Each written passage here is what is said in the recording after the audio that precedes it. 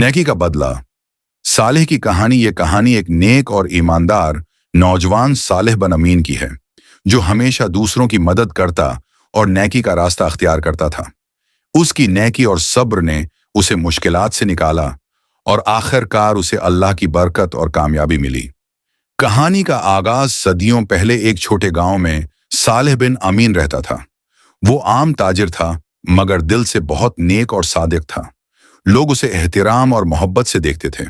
सालेह की जिंदगी में बहुत कम माल था, लेकिन वो हमेशा दूसरों की मदद करता और खैरात करता। मुश्किल का आगाज एक दिन गांव में कहत और खशक साली आ गई।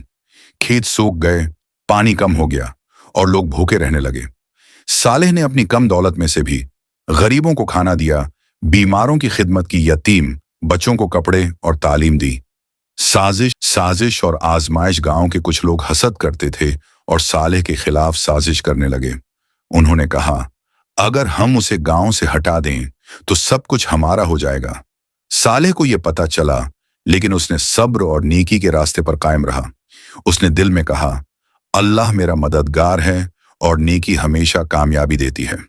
नेकी का बदला। कुछ दिन बाद गांव में एक अमीर ताजर आया, जो अपनी काफिला तिजारत के दौरान गम हो गया था। सालेह ने न सिर्फ उसे महफूज रखा, बल्कि उसकी मदद और रहनुमाई की। ताजिर बहुत खुश हुआ और अपने काफिले में सालेह को अहम तिजारती शराकतदार बनाया। अल्लाह की बरकत से सालेह की जिंदगी में फरावानी आ गई और गांव के लोग भी खुशहाल हो गए।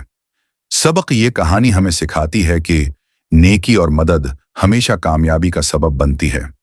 सब्र और ईमान के साथ नेकी करने वाले पर अल्लाह की रहमत नाजिल होती है।